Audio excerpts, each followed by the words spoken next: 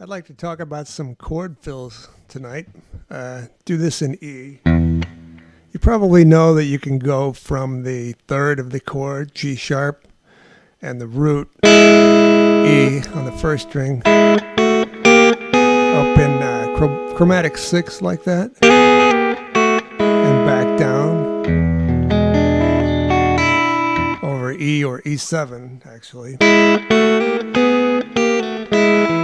Or you could do the same thing from the 4th fret, the 5th and 3rd of the chord, B and G sharp, and then move those up 1 fret at a time until you get to the 7th fret, and that would be the 7th and 5th of the chord. So we're getting basically a chromatic movement in between chord tones on E7.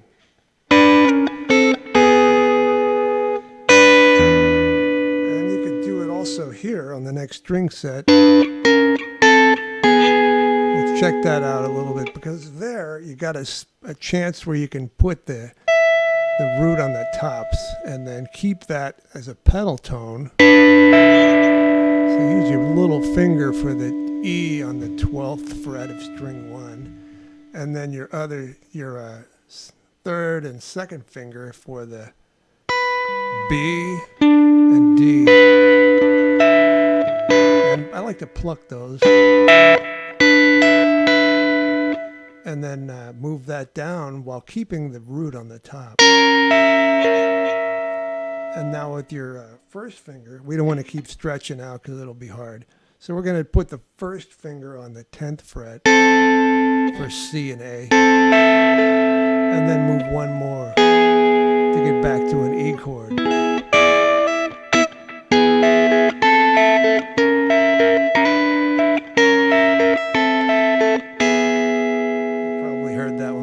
Nice and bluesy.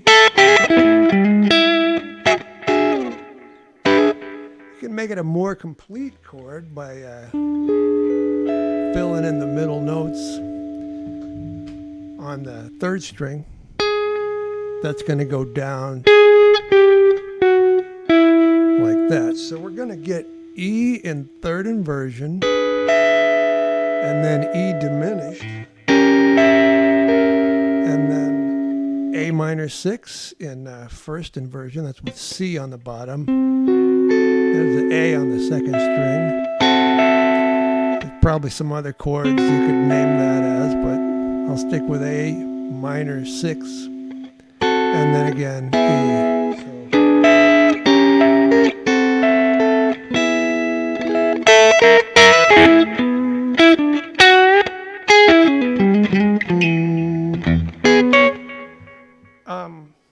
And those, you can go in either direction. Actually, you could go in contrary motion. But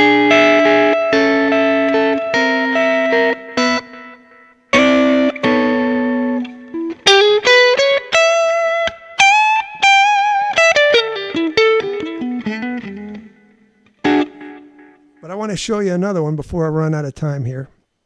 And this one is going to keep the 5th and the 7th in place, and this time what we're going to do is move the root and the 3rd in contrary motion. So what we're going to wind up with, something that sounds like this.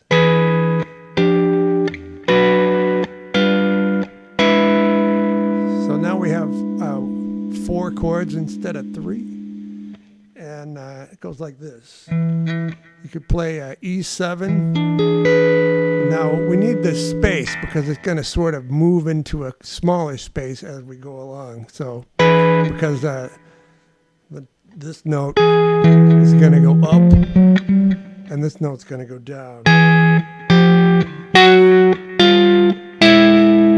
Right, so, first chord is E7, starting with that open 7th there.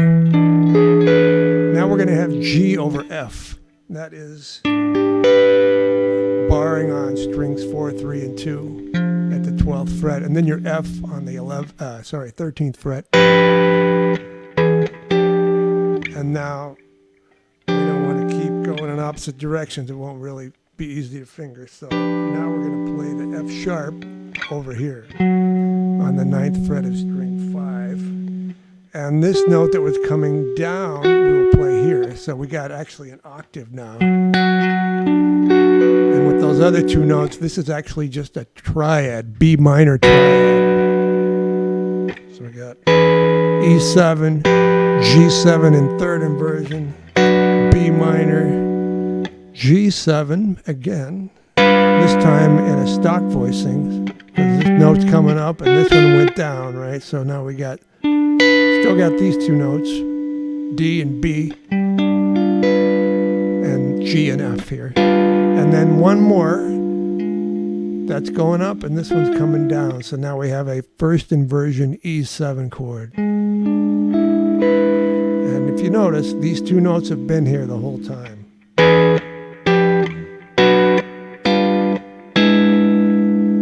And in the opposite direction, E7, first inversion, G7, B minor, G7 in third inversion, and your E7 again.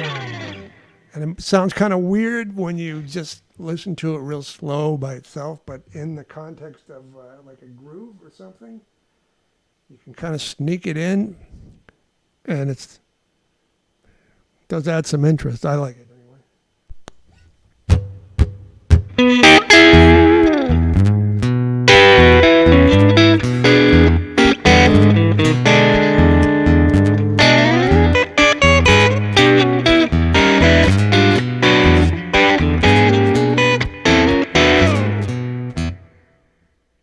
Yeah, so I stuck it in there, right? And all that was just over an E. So that's actually the intro to The Language of Love, which I posted today. Anyway, I've taken way too much time. Thanks for hanging, and I hope you try some of these ideas out and have fun.